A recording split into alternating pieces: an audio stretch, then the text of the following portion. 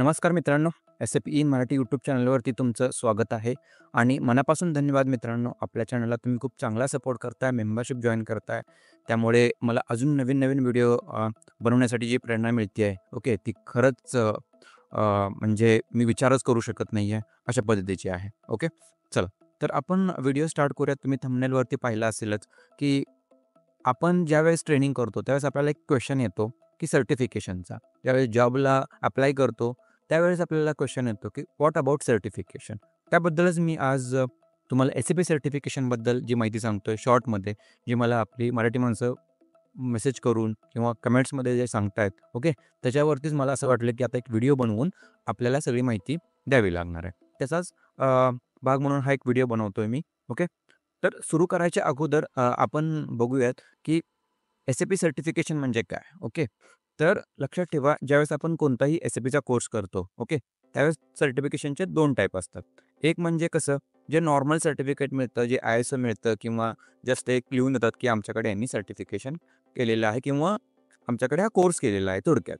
But certification कशाला म्हणतात? ते पण एस-ए-पी सर्टिफिकेशन. त्याचा एक टाइप आहे, एस-ए-पी ग्लोबल सर्टिफिकेशन, ओके. जे एस-ए-पी स्वतः प्रोव्हाईड करतं. एस-ए-पी एस-ई कडून ते सर्टिफिकेशन तुम्हाला इश्यू केलं जातं, बरोबर? तर मग सगळ्या मॉड्यूलला सर्टिफिकेशन आहे, ओके. तर मग तुम्ही सर्टिफिकेशन केल्यानंतर काय होतं, की एस-ए-पी सर्टिफाईड कन्सल्टंट होता, ओके. तर सर्टिफिकेशन म्हणजे तुम्हाला थोडक्यात एस-ए-पीकडून जी एक मान्यता मिळते, की तुम्ही खरंच एस-ए-पी शिकलेला आहात, ओके.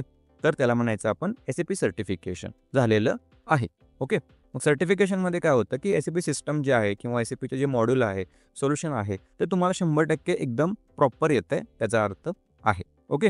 मग फंक्शनल आहे, टेक्निकल आहे किंवा क्लाउड सर्टिफिकेशन्स अवेलेबल आहेत आणि त्याची तुमची व्हॅल्यू इन्क्रीज होते, ओके. त्याबद्दलच मी सांगतोय, की नेमकं सर्टिफिकेशनचं कसं काय. तर हे काय इम्पॉर्टंट आहे सर्टिफिकेशन? तर बघा, जर तुम्हाला एक्सपिरियन्स असेल, ओके, मी तुमच्या क्वेश्चन तुमच्या मनामध्ये जो आहे त्याच्यावरती येणारच आहे, बट त्याचं महत्त्व थोडंसं जाणून घेऊयात आणि करायचं की नाही करायचं ते तर मी तुम्हाला ॲज अ गोल्डन पॉईंट सांगणारच आहे.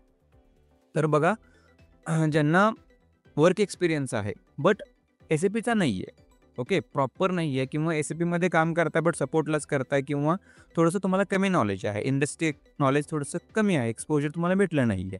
जर तुम्ही सर्टिफिकेशन केलं तर तो गॅप भरून निघतो, ओके. म्हणजे बघा, एक डिमांड येतं तुम्हाला, की मी एस-ए-पी सर्टिफाईड कन्सल्टंट आहे. बघा कसं वाटतंय, ओके.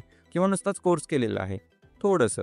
बट याच्यावरून लगेच जज करू नका, की मी करू का नको, करायला का पाहिजे, ओके. थोडीशी इन्फॉर्मेशन घ्या, ओके. नेक्स्ट मग तुम्ही म्हणू शकता, की 100 लोकं जर असतील, त्याच्यामध्ये फक्त 5 सर्टिफाईड असतील, तर त्या 5 जणांना थोडंसं जास्त डिमांड मिळतं, थोडंसं जास्त तुम्ही त्याच्यात उठून दिसता, ओके. आणि मग तुमचं लर्निंग कन्सेप्ट एकदा स्ट्राँग आहेत असं जे तुमच्याकडे बघण्याचा हेतू जो आहे ना, तो वेगळ्या पद्धतीचा बनतो, की बाबा तुम्ही सर्टिफिकेशन केलेलं आहे, मग तुम्हाला नॉलेज आहे, असे कन्सिडर करतात.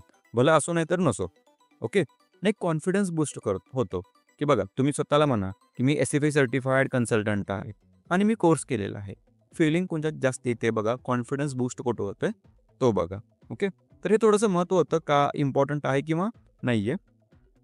तर हे एक एक्झाम्पल देतो तुम्हाला मी, की सर्टिफिकेशन केल्यानंतर तुम्हाला एक असं सर्टिफिकेट मिळतं, ओके, ज्याच्यावरती लिहिलेलं असतं, की एस-ए-पी ग्लोबल सर्टिफिकेशन आणि खाली जे मी हाईड केलेलं आहे सिक्युरिटी पर्पजमुळे, तर इथे तुम्हाला बघायला भेटेल, की इथं नाव असतं तुमचं सर्टिफाईड ॲज अ, ओके. आणि इथे तुमच्या मॉड्यूलचं नाव असतं. SAP sourcing and procurement, production planning, public cloud असं. आणि कधी इश्यू केलेलं आहे त्याची डेट असते आणि इश्यूड बाय एस-ए-पी एस-ई असं लिहिलेलं असतं, okay. The best trend SAP. तर हे एक्झाम्पल आहे. असं सर्टिफिकेट असेल तरच म्हणायचं तुम्ही सर्टिफिकेशन केलेलं आहे, ओके. आणि याची फी पण भरपूर आहे. 20,000च्या तर खाली मला वाटतं 1 का 2 सोडले तर जास्त नाही आहे. बट अराउंड ₹20,000 आणि त्याच्यापेक्षा जास्तच फी आहे, ओके, सर्टिफिकेशनची. आता मी कन्क्लुजनकडे येतो. शॉर्ट व्हिडिओ त्यासाठीच बनवला, की मग सर्टिफिकेशन करायला पाहिजे की नाही पाहिजे? एक्सपिरियन्स आणि फ्रेशर, ओके, दोघांमध्ये पण तुमच्या लक्षात आलं असेल. मी एक्सपिरियन्सवाल्याबद्दल बोलतो सुरुवातीला, की बघा, जर तुमचा वर्क एक्सपिरियन्स असेल, ओके, तर आणि तुमचं ॲड ऑन सर्टिफिकेशन जर तुमचं असेल, तर तुमचं हे नॉलेज हे खूप ब्राईट होतं आणि तुम्हाला थोडेसे चान्सेस जास्त भेटतात. बट तुम्ही जर आय-टी कन्सल्टिंगमध्ये जर काम करत असाल, आय-टी कंपनीमध्ये काम करत असाल, ओके, आणि तुम्हाला इंटरनली अपॉर्च्युनिटी असतील, ओके, तर त्या केसमध्ये तुम्हाला काय करावं लागेल, तर बघा, जर एक्सपिरियन्स असेल तर माझं स्वतःचं म्हणणं आहे. मी कुठेही कोणाला विचारलं नाहीये. माझं पर्सनल म्हणणं आहे. ओके.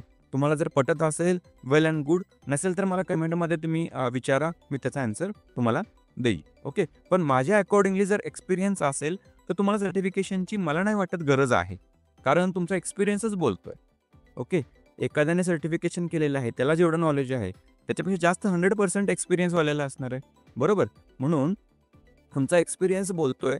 ओके. तुम्ही आय-टी कंपनीमध्ये ऑलरेडी जॉब करताय चांगल्या मोठ्या एम-एन-सीमध्ये. तर तुम्हाला बाकीचं गरजच नाही आहे ना. क्वेश्चन विचारा, आन्सर दिलं, दॅट्स इट. राईट? आणि त्यासाठी तुम्हाला काय करायचं आहे, की एक्सपिरियन्स पहिला प्रॉपर गेन करायचा आहे. बट आता याच्यात सोडलं हे, तर मला सांगा, तुम्ही एक्सपिरियन्स आहे तरी तुम्हाला सर्टिफिकेशन करायचं आहे. तर तुम्ही इंटरनली आय-टी कंपनीमध्ये चेक करू शकता. फ्री ऑफ कॉस्ट तुम्हाला सर्टिफिकेशन भेटतात. Addition to that. ओके. किंवा मी सांगतोय तुम्हाला, की आय-टी कंपनीमध्ये आहात तुम्ही, बरोबर? तरी तुम्हाला नॉलेज थोडंसं कमी आहे. सर्टिफिकेशन करा. तुमचं मार्केटमध्ये डिमांड वाढेल. बरोबर? आणि फ्री ऑफ कॉस्ट होईल. हे फक्त एक्सपिरियन्स लोकांसाठी आहे. फ्रेशर लोकं आपली थोडंसं थांबा. मी येतो त्यांच्याकडे. बरोबर? बट तुम्ही जर आय-टीमध्ये असाल तर इंटरनली 100% चेक करा. फ्री ऑफ कॉस्ट तुम्हाला एक वाउचर भेटतं. त्याच्यातून तुम्ही सर्टिफिकेशन करू शकता. ही तुम्ही चेक करा. बरोबर? आता येतोय फ्रेशर लोकांकडे. फ्रेशर लोकं म्हणजे आपल्याला कसं आत्ताच पास आउट झालेले आहेत. ओके. थोडंसं आपले मिडल क्लास मराठी आपण आहेत आपल्यात, पण काही भरपूर टॉपला गेलेले आहेत.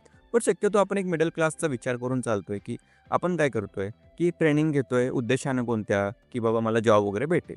मग अगोदरच पैसे घालवले असतात. आता सर्टिफिकेशनसाठी 20-25 हजार घालवायची गरज आहे का?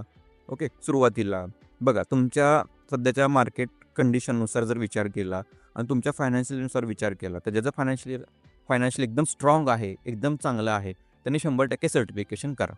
बरोबर? पण जे मिडल क्लास किंवा त्याच्यापेक्षा खाली आपण जे शेतकरी माणसं आहेत काही आपली, ओके, तर तुम्ही सर्टिफिकेशनसाठी पैसे वेस्ट नका करू. ओके. तुम्ही काय करा, नॉलेज वाढवा. ओके. स्ट्रॉंग रेफरन्स बघा, कम्युनिकेशन स्किल वाढवा. तर जी फ्रेशर लोकं अशी आहेत, की त्यांचं कम्युनिकेशन स्किल एकदम स्ट्रॉंग आहे, ज्यांना एकदम चांगलं नॉलेज आहे, प्रोजेक्ट वगैरे केलेला आहे, एकदम सगळी प्रॅक्टिस झालेली आहे, काही गरज नाही आहे सर्टिफिकेशनला जायची. मग बघा, जर तुम्हाला थोडंसं नॉलेज जास्त असेल आणि कम्युनिकेशन स्किल जास्त असेल, सर्टिफिकेशन करू नका. उगाच पैसे करू नका 20-22,000. बट तुमची परिस्थिती चांगली असेल, 100% सर्टिफिकेशन करा. ॲड ऑन होईल तुमचं. कारण आपल्याला सर्टिफिकेशनची जी व्हॅल्यू आहे, सर्टिफिकेशनचे वजन आहे ना, कुठं भरून काढायचं आहे? नॉलेजमधून आणि कम्युनिकेशन स्किलमधून. ठीक आहे? कारण आजकाल पैशावरती सगळं चाललेलं आहे. पास होण्यासाठी बरं तुम्ही डंप घेणार, 25-30,000 रुपये 100% घालवणार तुम्ही. आणि ते करूनही जॉब मिळेल की नाही याची गॅरंटी नाही आहे. सर्टिफिकेशन करून जॉब जर भेटत आहे याची गॅरंटी कोण देत असेल, तर मी त्याला अजिबात सपोर्ट नाही करत. ओके. तुम्हाला सर्टिफिकेशन झालं ते तुमचं ॲड ऑन असेल. तुम्ही 4 चौघात उठून दिसण्यासाठी आहे ते. जॉब लागण्यासाठी गॅरंटेड नाही आहे. आता चला, काही कंपन्या ज्या आहेत त्या म्हणतायत, की बाबा सर्टिफिकेशन मॅन्डेटरी आहे. ठीक आहे. 100 कंपन्या म्हणत नाहीत ना. 100 पैकी 5-10 म्हणतायत. 90 कंपन्या तर आहेत ना चान्स. आपणच एकटा असं नाही की आपल्याला जॉब कॉल येत नाही आणि आपणच जॉब भेटत नाही आपल्याला. आपल्यासारखे भरपूर आहेत.